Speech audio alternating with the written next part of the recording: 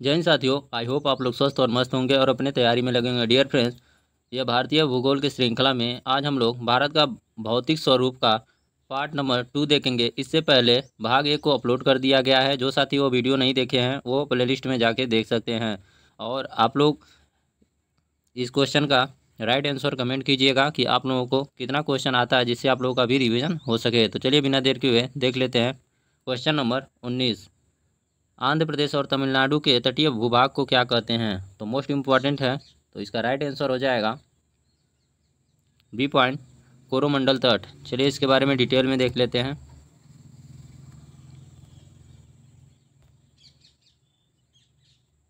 भारत के पूर्वी घाट का दक्षिणी भाग दक्षिणी आंध्र प्रदेश एवं तमिलनाडु का तटीय भाग कोरोमंडल तट कहलाता है। इस संघनन तटीय क्षेत्र के 3 उपभाग किए जा सकते हैं: उत्कल का मैदान, आंध्र तटीय मैदान एवं तमिलनाडु का मैदान। तो मोस्ट इम्पॉर्टेंट है, याद रखिएगा। चलिए नेक्स्ट प्रश्न देख लेते हैं। प्रश्न संख्या 20। विश्व में दूसरा सबसे ऊंचा पर्वत श्रृंखला निम्नलिखित में से कौन सा है? तो मोस्ट इम्पॉर्टेंट है, आप लोग अपना राइट आंसर सेलेक्ट कर लेंगे। तो राइट आंसर हो जाएगा C point, K2 Godwin Austen. Most important है, याद रखिएगा। चलिए इनके बारे में डिटेल में देख लेते हैं।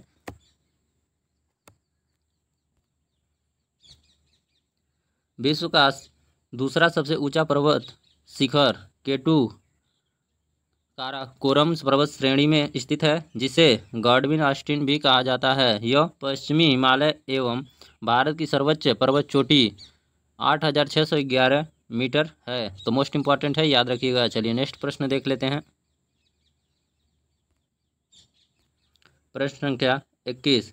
माजुली विश्व का सबसे बड़ा नदीय द्वीप किस राज्य में स्थित है? तो मोस्ट इम्पॉर्टेंट है, आप लोग अपना राइट आंसर सेलेक्ट कर लेंगे। तो राइट आंसर हो जाएगा बी पॉइंट, असम में। इम्पॉर्टेंट है। चलिए इसके बारे में डिटेल में देख लेते हैं।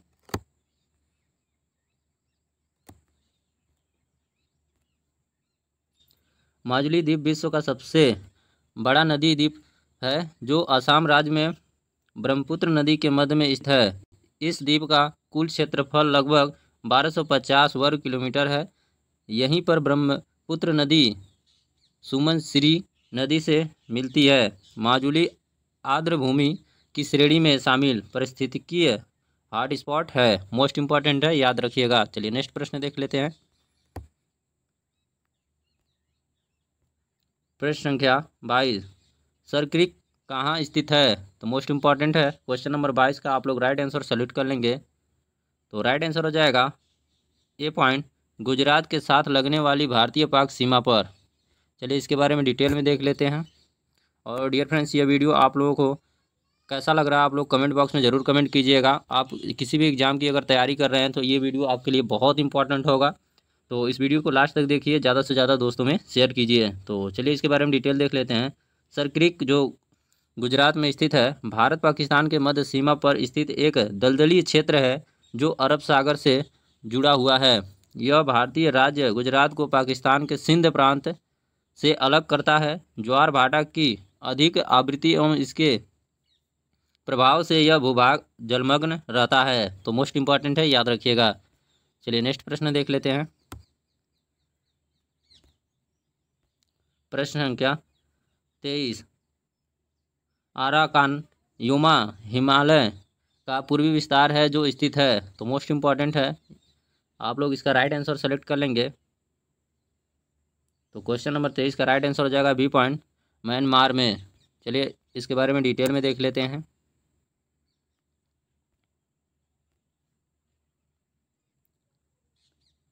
आराकान युमा पर्वत श्रेणी हिमालय पर्वत श्रेणी का ही पूर्वी विस्तार है, जो पश्चिमी म्यांमार के रखाइन तटवर्ती राज्य और इरावदी नदी बेसिन के मध्य स्थित है। इसीलिए इसे रखाइन पर्वत श्रेणी के नाम से जाना जाता है।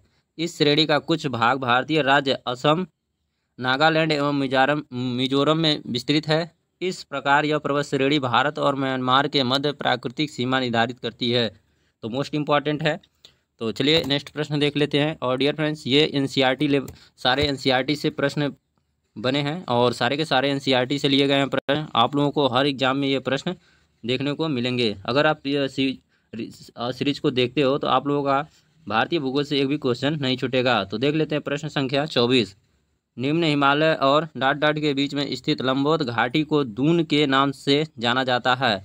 तो मोस्ट इंपॉर्टेंट है, किसे जाना जाता है? तो आप लोग अपना राइट आंसर सेलेक्ट कर लेंगे। तो राइट आंसर हो जाएगा सी पॉइंट, शिवालिक।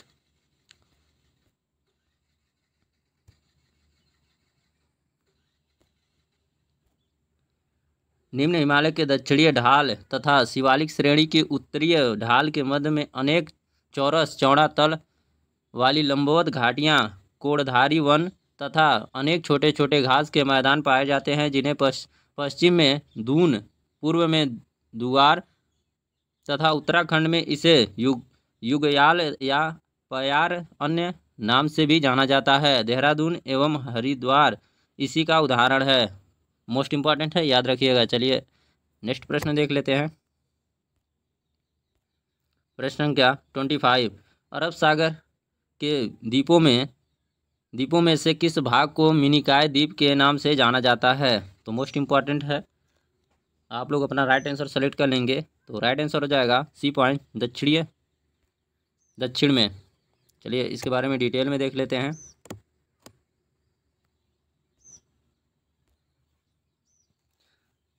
लक्षद्वीप के दक्षिण भाग में बिखरे छोटे छोटे द्वीप समूह को मिनिकॉय द्वीप समूह कहा जाता है। अरब सागर में स्थित मिनिकॉय स्थानीय नाम मलिक भारतीय द्वीप समूह लक्षद्वीप के सबसे दक्षिण में स्थित एक एटाल प्रवाल द्वीप है। यहाँ मौसम वेधशाला एवं प्रकाश स्तंभ स्थित है। तो मोस्ट इंपॉर्टेंट है, याद रखिएगा। चलिए नेक्स्ट प्रश्न देख लेते हैं।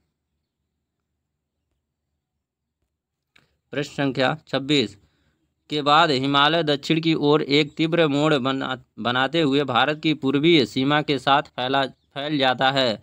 तो मोस्ट इंपॉर्टेंट है, आप लोग अपना राइट आंसर सेलेक्ट कर लेंगे। तो राइट आंसर हो जाएगा बी पॉइंट, दिहांग महाखड्ड। चलिए इसके बारे में डिटेल में देख लेते हैं।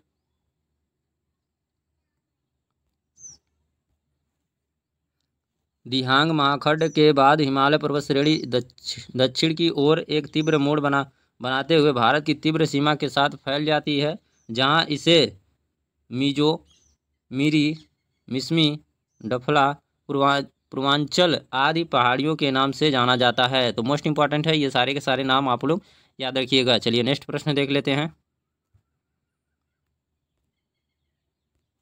प्रश्न संख्या 27। निम्नलिखित में से वे पहाड़ियाँ कौन सी हैं जो पूर्वी और पश्चिमी घाटों को जोड़ती हैं? तो इम्पॉर्टेंट है, आप लोग अपना राइट आंसर सेलेक्ट कर लेंगे। तो राइट आंसर हो जाएगा सी पॉइंट, नीलगिरी।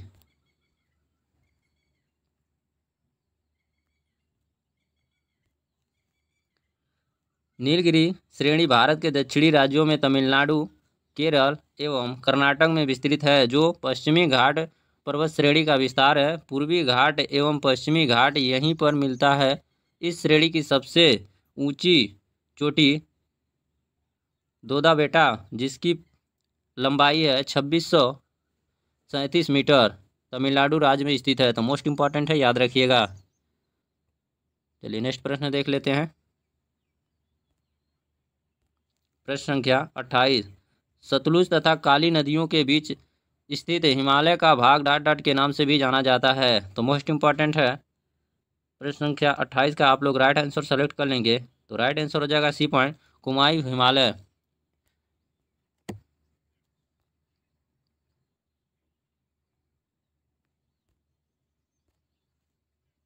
सतलज तथा काली नदियों के मध्य स्थित हिमालय का भाग कुमायूं हिमालय के नाम से जाना जाता है, जो उत्तराखंड एवं हिमाचल प्रदेश राज्य में विस्तृत है। इसका सर्वाधिक भूभाग उत्तराखंड राज्य में विस्तृत है। नंदा देवी, कामेत, त्रिशूल, केदारनाथ, बद्रीनाथ, दूनगिरी, गंगोत्री आदि इस श्रेणी की प्रमुख पर्वत चोटियां हैं। गंगा, यमुना तथा रामगंगा नदियों का उद्गम इसी श्रेणी से होता है। इस श्रेणी के पूर्व में नेपाल हिमालय तथा पश्चिम में कश्मीर हिमालय स्थित है। तो मोस्ट इंपॉर्टेंट है, सारे के सारे पॉइंट याद रखिएगा। चलिए नेक्स्ट प्रश्न देख लेते हैं। प्रश्न 29 तीस्ता और दिहांग नदियों के मध्य आने वाले हिमालय के भूभाग को डॉट डॉट हिमालय कहा जाता है। तो मोस्ट इंपॉर्टेंट है, क्या कहा जाता है? तो आप लोग अपना राइट आंसर सेलेक्ट कर लेंगे। तो राइट आंसर हो जाएगा सी पॉइंट, असम।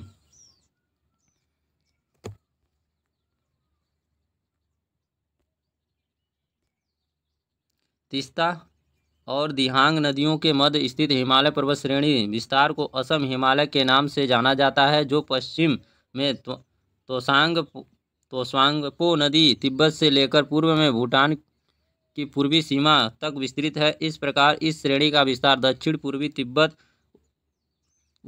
उत्तरी असम, सिक्किम, भूटान एवं अरुणाचल प्रदेश में है। इस श्रेणी की सर्वोच्च चोटी नामचा बरवा है। दिहांग महाखड्ड ब्रह्मपुत्र नदी में स्थित इसी क्षेत्र में स्थित है। तो मोस्ट इंपॉर्टेंट है, याद रखिएगा।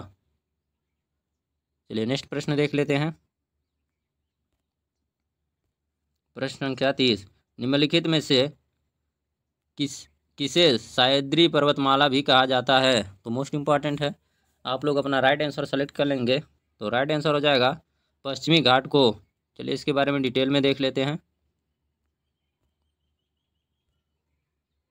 भारत के पश्चिमी तट पर स्थित पर्वत श्रृंखला को पश्चिमी घाट या सह्याद्री पर्वत श्रेणी कहते हैं। यह दक्कन का पठार के पश्चिमी घाट के पश्चिमी तट के समांतर उत्तर में ताप्ती के मुहाने से दक्षिण में कन्याकुमारी तक 1600 किलोमीटर की लंबाई में विस्तृत है।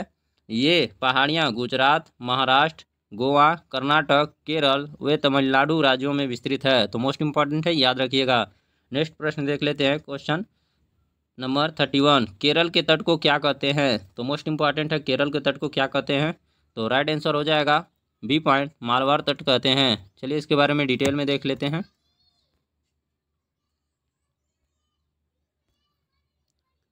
केरल तट को मालाबार तट कहते हैं, जो मंगलूर से कन्याकुमारी अंतरीप तक विस्तृत लंबा और सकरा समुद्री तट क्षेत्र है। यह भारत के दक्षिण पूर्वी भाग में अरब सागर के तट से लगा हुआ यह दक्षिण भारत का सर्वाधिक वर्षा वाला क्षेत्र है। ऐतिहासिक रूप से प्रसिद्ध यह तट अपने मसालों के व्यापार के लिए जाना जाता है। तो मोस्ट इंपॉर्टेंट है, याद रखिएगा। चलिए नेक्स्ट प्रश्न देख लेते हैं। प्रश्न संख्या 32, जोजिला दर्रा जोड़ता है? तो मोस्ट इंपॉर्टेंट है, जोजिला दर्रा किसे जोड़ता है? तो मोस्ट इंपॉर्टेंट है, आप लोग अपना राइट आंसर सेलेक्ट कर लिए होंगे। तो राइट आंसर हो जाएगा ए पॉइंट, श्रीनगर और लेह को। श्रीनगर से लेह को जोड़ा जाता है जोजिला दर्रा के माध्यम से। चलिए इसके बारे में डिटेल में देख लेते हैं। जोजिला दर्रा हिमालय पर्वत पश्चिमी भाग है, जो पंजाब हिमालय में स्थित है। यह श्रीनगर और लेह को जोड़ता है। शीत ऋतु में यह दर्रा आवागमन के लिए बंद हो जाता है। तो मोस्ट इंपॉर्टेंट है, याद रखिएगा। चलिए नेक्स्ट प्रश्न देख लेते हैं। 33, पुरातन काल में हिमालय के स्थान पर कौन सा सागर विद्यमान था? तो मोस्ट इंपॉर्टेंट है, आप लोग अपना राइट आंसर सेलेक्ट कर लेंगे। तो क्वेश्चन नंबर 33 का राइट आंसर हो जाएगा सी पॉइंट, टेथिस सागर। चलिए इसके बारे में डिटेल में देख लेते हैं। हिमालय के अस्तित्व में आने से पहले इस स्थान पर टेथिस सागर विद्यमान था। हिमालय का निर्माण एक लंबे भूगर्भिक काल से होकर संपन्न हुआ है। पूर्व में इस पर्वत के स्थान पर टेथिस सुसन्नति थी, जो भारतीय प्लेट को यूरेशियाई प्लेट से अलग करती थी। इन दोनों प्लेटों के टकराने के कारण दोनों संलग्न अग्रभूमियों से निक्षेपित अवसाद पर दबाव जनित भूसंचलन उत्पन्न हुआ, जिससे कुनलून एवं हिमालय की विभिन्न श्रेणियों का निर्माण हुआ। तो मोस्ट इंपॉर्टेंट है, याद रखिएगा। चलिए नेक्स्ट प्रश्न देख लेते हैं। प्रश्न संख्या 34, कुल्लू घाटी किसके मध्य स्थित है? तो मोस्ट इंपॉर्टेंट है, आप लोग अपना राइट आंसर सेलेक्ट कर लेंगे। तो राइट आंसर हो जाएगा ए पॉइंट, लद्दाख और पीर पंजाल के मध्य स्थित है कुल्लू घाटी। चलिए इसके बारे में डिटेल में देख लेते हैं।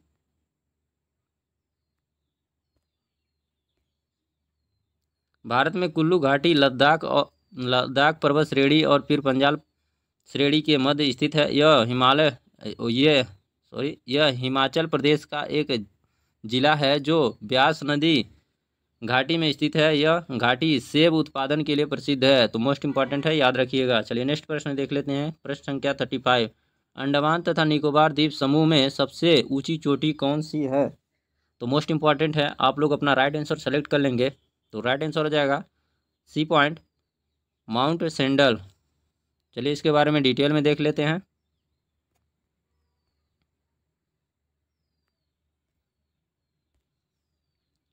सेंडल चोटी पीक उत्तरी अंडमान द्वीप में स्थित है, जो अंडमान और निकोबार द्वीप समूहों की सबसे ऊंची चोटी है। इसकी कुल ऊंचाई 732 मीटर है। यह सेंडल पीक राष्ट्रीय उद्यान द्वारा घिरा हुआ है। सेंडल चोटी के ढलान से ही कलपोंग नदी का उद्गम होता है। तो मोस्ट इंपॉर्टेंट है, याद रखिएगा। चलिए नेक्स्ट प्रश्न देख लेते हैं। पूर्वी हिमालय की तुलना में वृक्ष रेखा का ऊंचाई मान पश्चिमी हिमालय में होता है। क्या होता है? अधिक होता है, कम होता है, वैसे ही रहता है और संबंधित परिवर्तित रहता है। तो मोस्ट इंपॉर्टेंट है, आप लोग अपना राइट आंसर सेलेक्ट कर लेंगे। तो राइट आंसर हो जाएगा बी पॉइंट, कम होता है। चलिए इसके बारे में डिटेल में देख लेते हैं क्यों कम होता है। वह सीमा रेखा जिसके आगे या ऊपर वृक्ष नहीं उगते हैं वृक्ष रेखा कहलाती हैं। वर्षा की अधिकता व ढलान के कारण पूर्वी तथा मध्य हिमालय में ट्रेन लाइन का मान 3600 से 3800 मीटर तक है, जबकि पश्चिम तथा उत्तर पश्चिम हिमालय क्षेत्र में वृक्ष रेखा का मान 3300 से 3600 मीटर रहता है। अतः पूर्वी हिमालय की तुलना में पश्चिमी हिमालय में प्राकृतिक वृक्ष रेखा का ऊंचाई मान कम होता है। तो मोस्ट इंपॉर्टेंट है, क्यों कम होता है। आई होप आप लोगों को समझ में आ गया होगा। चलिए नेक्स्ट प्रश्न देख लेते हैं। प्रश्न संख्या 37। निम्नलिखित में से कौन अक्साई चीन का भाग है? तो मोस्ट इंपॉर्टेंट है, आप लोग अपना राइट आंसर कमेंट बॉक्स में कमेंट करेंगे। इस प्रश्न का क्या होगा?